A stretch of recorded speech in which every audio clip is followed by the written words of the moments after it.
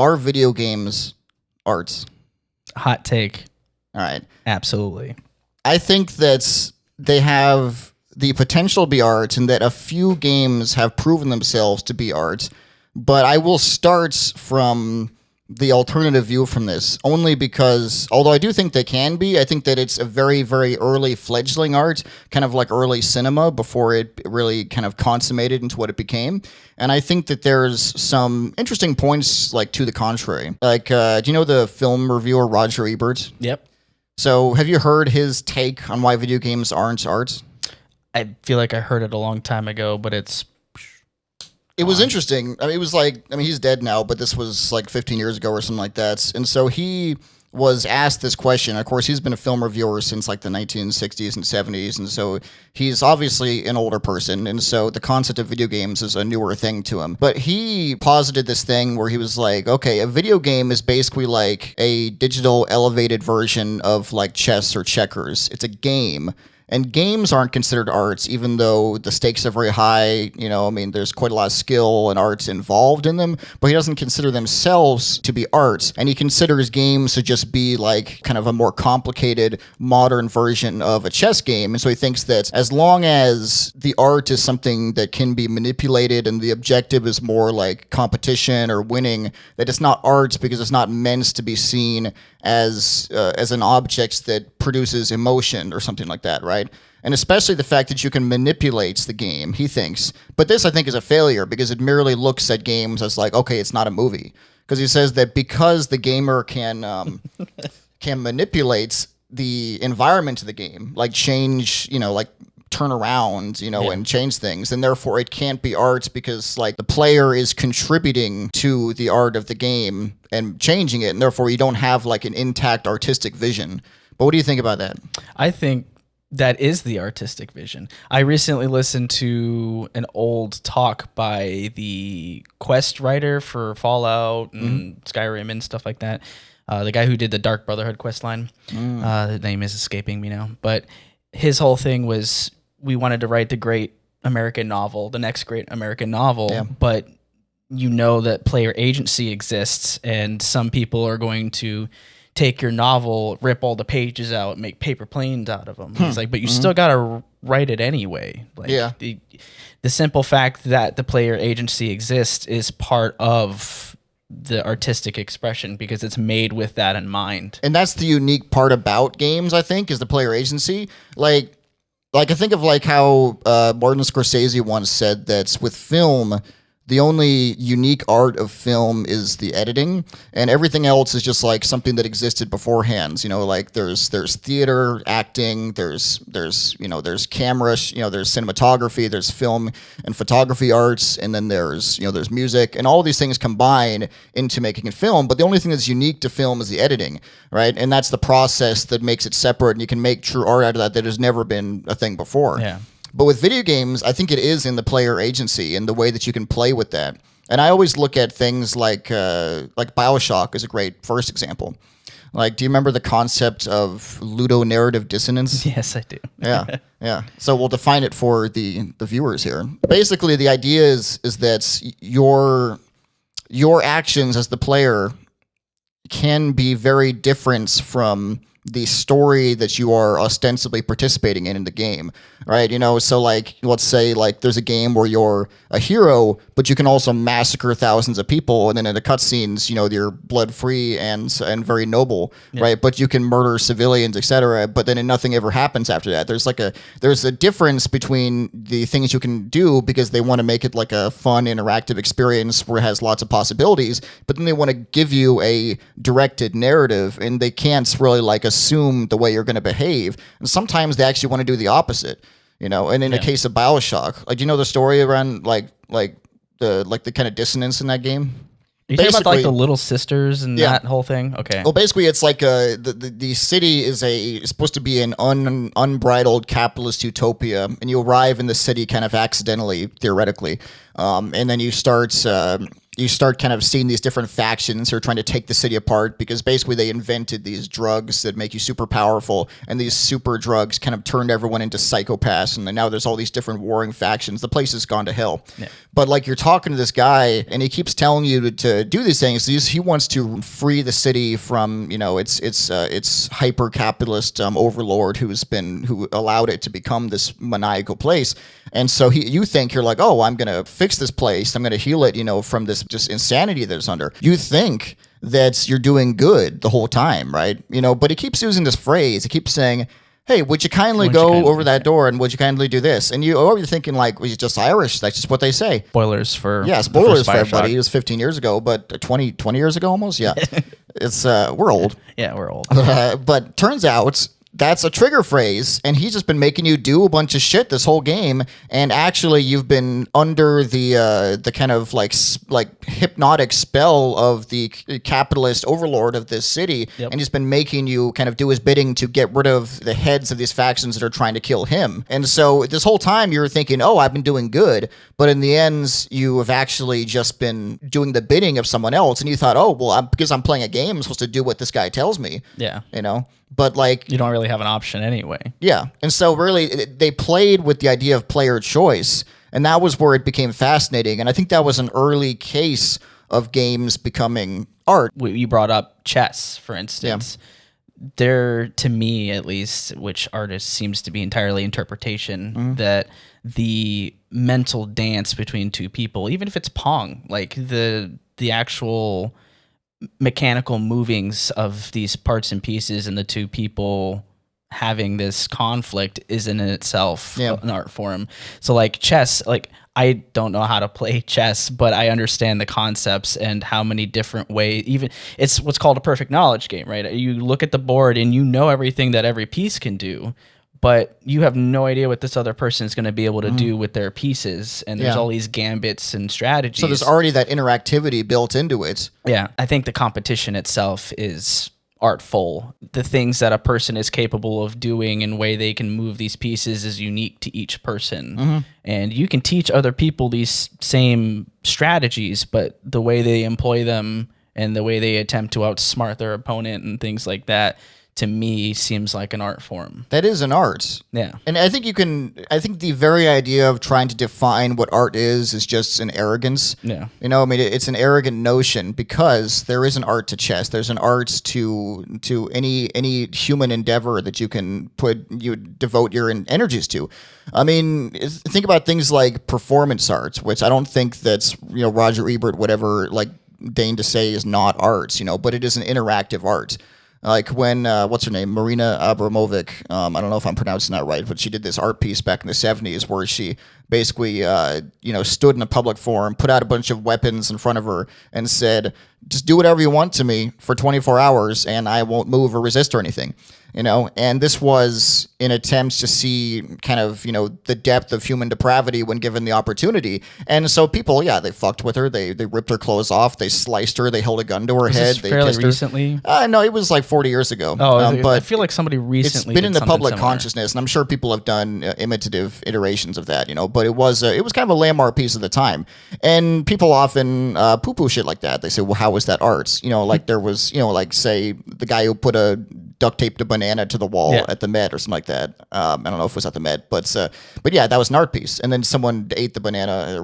You know, it's just, you know, who are you to define arts? And we've gotten to a point where, okay, yes, people are like, okay, well, the peak of arts is Michelangelo's David, or the peak of arts is a fully realistic painting, maybe something by Jacques-Louis David or something from the 1800s, you know. But when they realize they hit the peak of realism, they're like, where can we go from there?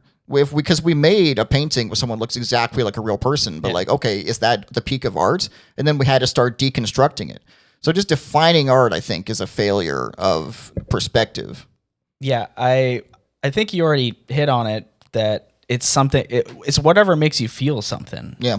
And that can be anything. And I don't know about you, but watching high level performance of anything, like whether it's athletic or, you know, anything competitive, it can make you feel things. Yeah. You know, people get crazy over soccer, football, whatever. And the emotions that it brings out, you could consider that an art form. Yeah. And I mean, fighting games, right? The watching high level, it's similar massacring people, with axes. Yes, it's an art. It can be. It's similar to chess in that way, where it's two people performing at a level that you probably couldn't comprehend or do yourself, and there's this mental dance that has to happen. I like the word dance for this because it's not just guys hitting buttons and throwing out fireballs. I know everything that this character can do in this situation, and I can try to force this guy to do this thing, and then what's he going to do in response to what I'm doing. And to some people, it's you're just hitting buttons and playing video games. But when they're competing at these high levels, even without stakes, even when it's just two people sitting on the couch, it's still, it can make you feel things. It brings out emotion. It brings out, and it bonds people. It can damage relationship. It does all that, they talk about Mario Party ruining, family and friendships, much like Monopoly.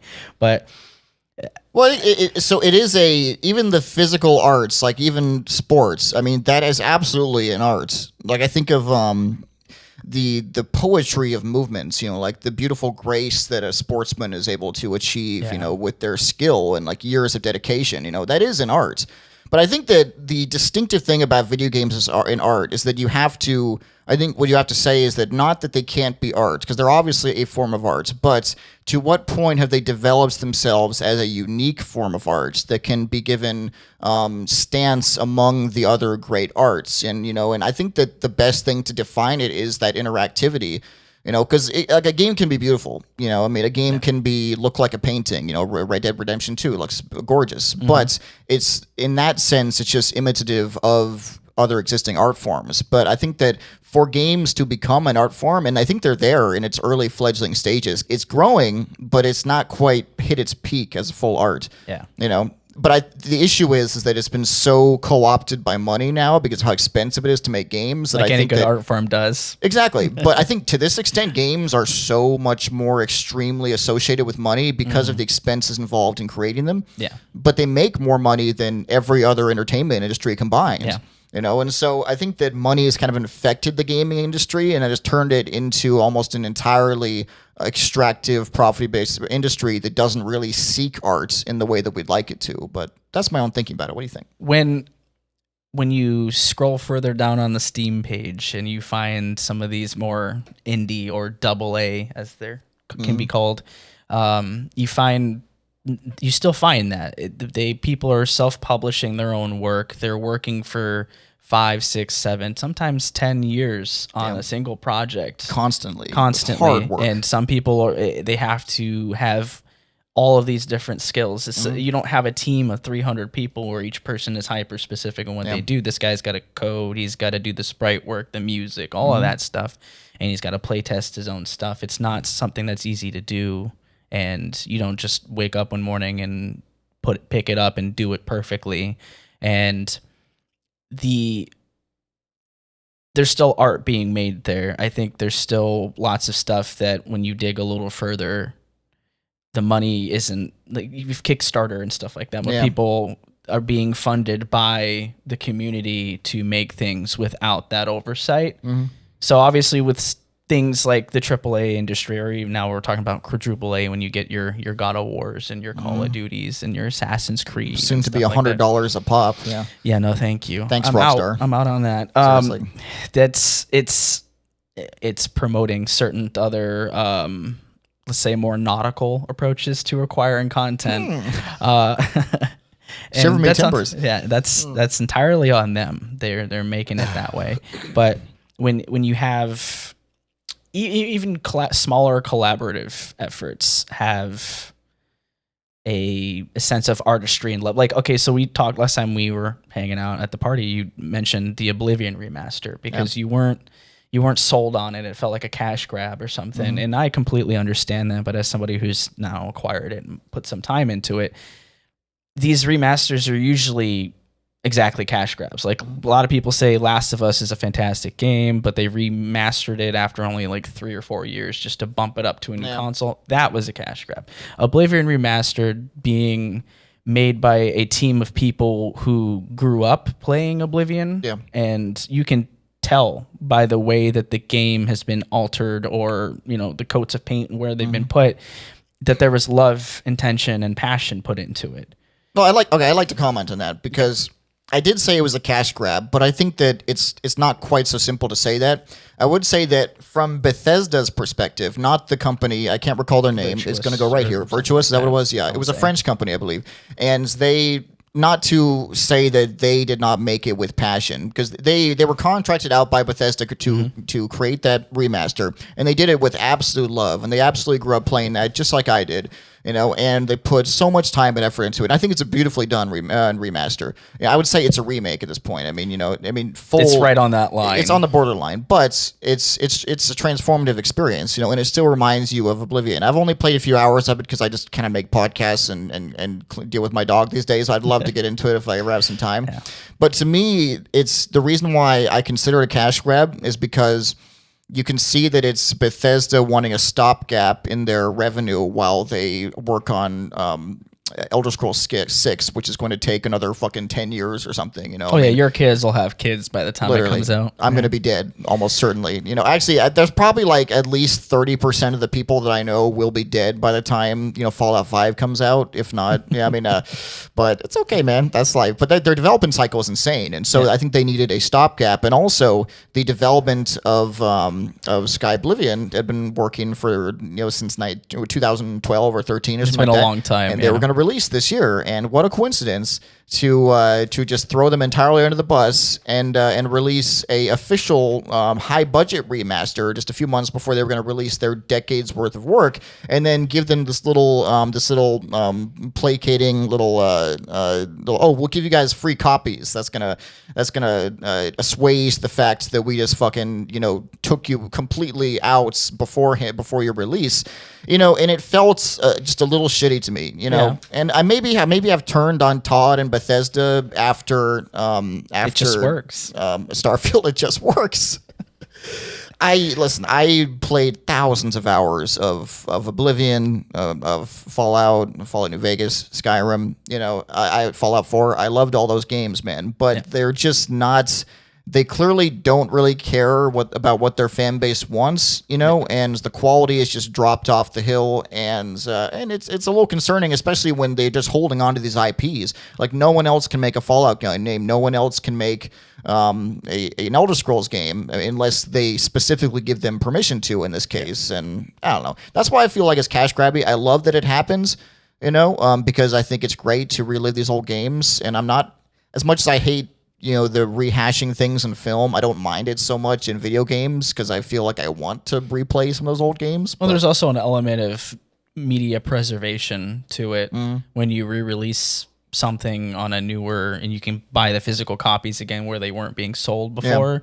Or in the case of things like an RPG made in Japan that didn't come over, and then they remaster it, and now it's worldwide. The access is difficult, that's true, because there's some games you just can't play anymore, like that only work on older version of Windows. It's kind of like saving a lost film, like in the age when like acetate film stock would light up and like thousands of movies would just be gone forever. If a warehouse lit on fire or something like that, you'd lose movies, and so it's kind of like you lose games these days because the technology just moves on and they're left behind. So if they can bring that game back, you are kind of preserving the history of games in that way, and I like it in that sense. There's I don't know if it's a rumor necessarily, but the general consensus, like, everybody wants Bloodborne to be either remastered or a sequel to come out, but a lot of people seem to think that they just lost the files for it. Like, they made it and they're like, it's done, and then somebody right click delete. Oh man, did you emptied the bin, didn't you? Okay, well, it's gone now. And so no backups. No backups. Sometimes OneDrive. I think there was one of the Final Fantasies that suffered from that. I think it was 8, where they were just cranking out 7, 8, 9, and all in a row, and I think they lost the files at 8, which is why we're rumoredly getting a remake of 9, and 7's being redone, but nobody's touching 8. Interesting. Because, I'm one of the only 8 people that liked Final Fantasy 8, but sometimes stuff like that happens and you lose the ability to preserve it the official way. So when something gets actually remastered that, we haven't seen in almost 2 decades, it's good. It adds a whole new layer of a new audience and conservation, preservation for the future. Yeah. You know, that's how American Idiot got made by Green Day. They left they had a whole album, and it was not American Idiot, but it was the album they were gonna make. But then they left all the master tapes in a taxi cab.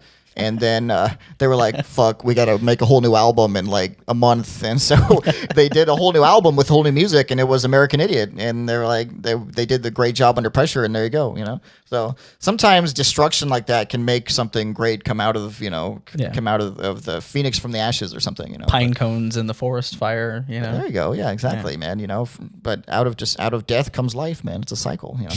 But I think, okay, so... what do you think is the best example of video games as art that you can think of? I don't know about a singular best, but the one whatever comes to mind. Yeah, resonating in my we've talked about it previously, but Disco Elysium. It's a great art piece. Disco Elysium. Think. Yeah, I think the way that it presents itself, the way it challenges the person interacting with it. Not necessarily like Dark Souls challenge, but the way it looks at you and goes, yeah, you sitting there at the computer, you're stupid. Yeah. You're wrong. Yeah, exactly. No matter what you're doing. No matter anything, any path you take, you're stupid and it's all pointless. You know, and I love that idea. I'm not going to say ideology because there's so many ideologies in the game, but I love its ethos, and I love it's the way that it challenges the player to think, and then it just shits on the player no matter what they think, you know, because it's so emblematic of life, you know, and the feeling of kind of mid-adulthood, you know, and the struggles you go through in understanding yourself and your relationship with the world, and the way all of us are trying to coexist, you know. I mean, it's such a beautiful expression of humanity, and I love it in all of its dark, jaded kind of glory. I mean, nothing is written that well. Well, it was made by a bunch of starving artists, so of course it came out like that. That's usually suffering. And the funny thing is now their studio has been co-opted by this awful fucking publisher that's not giving them any proceeds, you know, from the sales, you know. So don't buy Disco Elysium, everybody. Go take a trip on the high seas if you don't play it. GOG or something. Yeah. You know, it's honestly, and as I'm sure as you know, anyone who's ever tried to create an artistic work, the fact that any artistic work actually gets released is kind of a miracle, you know? Just the fact that there can be a successful cohesion of ideas and the productive elements of an idea that can then put it out, you know, amongst people is a miracle, because there's so much against you. And the fact that with Disco Elysium, it came out so cohesive, such a brilliant writing. There's also a functional game, you know, and there's so many layers to it, you know, and all the different layers of your psyche that's involved, and it can branch in so many different paths, and you can choose. You can try to espouse any one of these ideologies. You know, you can take it to its logical conclusion at the end, right? And its illogical conclusion. It always ends up being illogical because you can't win. Yeah. You know, and it's brilliant in its layers in that way. Yeah. It's almost like an onion or an ogre. Or an ogre, yeah. You know, your point about Disco Elysium. Specifically the way that it challenges anybody engaging with it, they are forced not to perform fence setting, basically. They want you to constantly look at the ups and downs of anything that you might believe and not be static and just sit like, I am, you know, centrist and I'm not going anywhere. I'm on the party platform. Yes. I align myself with this set of point of views because someone told me to. Yeah, and to just stay at that point and never evolve. My initial playthrough was as a centrist sorry cop, because those are the things that I valued at the time. I wanted this character to, you know, apologize for the things he had done wrong, try to improve himself. That felt like a good redemptive thing, and I was into it, but the game constantly mocked me for like, well, you just apologize for everything you did, so you just mean something of what you do, you know, not everything needs an apology. And then being centrist, of course, I've since developed the sort of centrism is just conservatism. You want things to stay as they are. You don't really want to put any effort in, and you don't want anything to change. I think the importance of fences and fence setting is to see where the limitations are and what lines need to be crossed. Yeah. And that game actually helped show that to me, that I was being too passive in the way that I was thinking. I'm still passive physically. I don't do the things that I should be doing, but at least as far as thoughts are concerned, I'm less like who really care? Like, Yeah, it's like, everybody's kind of maybe like this, maybe not, yeah. like no, some people are worse than others, and I feel very strongly about that now. Yeah. And I'm developing convictions that I didn't have as much before. I was like very that. milquetoast.